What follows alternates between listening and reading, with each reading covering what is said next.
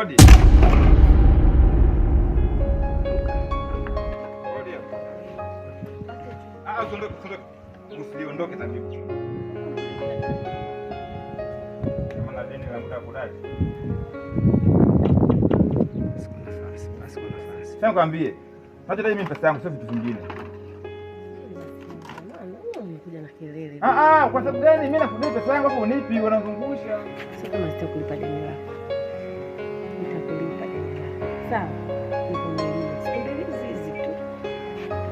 Hebu angalia kwenye daftari. Hebu angalia. Najua Moa. Najua. Napanda. Sasa sikwambie, sawa? Sikwambie. Unajua sisi ni binadamu. Sawa? Alafu hii ni biashara na ndio naeleka mjini. Tumeelewana vizuri. Kwamba endapo kama ukaniambia mimi nako matamu kwa mimi nikusamehe, mimi sina ujinga huo. Moha, una ushahidi gani?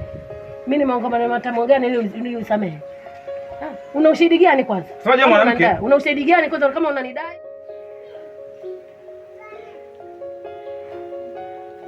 Mbona kuna kelele sana hapa? Kuna shida gani? Wewe mwanako bali mimi namdai.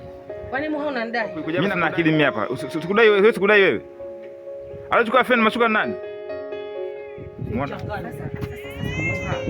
Wewe ni Mungu anafanya biashara. Ndio. Wakati mwingine unapotoa biashara yako kwa watu ambao hakikisha wana kazi ambao wanaweza kukulipa. Lakini huyu ni mzulaji kwa hana kazi yoyote, yuko tu hapa. Unaweza ukajikuta unadhulumiwa, kumbe tatizo ni kumpa mtu ambaye hana uhakika wa kulipa deni lako. Hakikisha makazi yake na kazi husika ambayo itasababisha wewe akupe pesa yako. Hebu tazama kwa mfano sasa hivi hapo. Umelala ndani unashindwa kupata usingizi kwa sababu ya hizi kelele. Kumbe unamkopesha mtu ambaye hata kazi pia hana. Namna ya maisha yake pia ni mtihani, hajui anaendesha vipi. Kwa hiyo nitakushauri ndugu yangu Moha, wakati mwingine lazima utengeneze kwanza mahusiano baina yako wewe na huyo unamkopesha, kumjua kiundani anaishi maisha ya aina gani. Ulizia tu kwa wapangaji wenzake, huyu ni mtu aina gani? Unaweza kumpa mtu pesa leo, kesho ukaambiwa kahama. Ukaambiwa alikuwa kai hapa. Pengine anakuja kumsalimia shoga yake tu hapa. Unakuja unampa kile shilingi 40,000, 50,000. Sawa?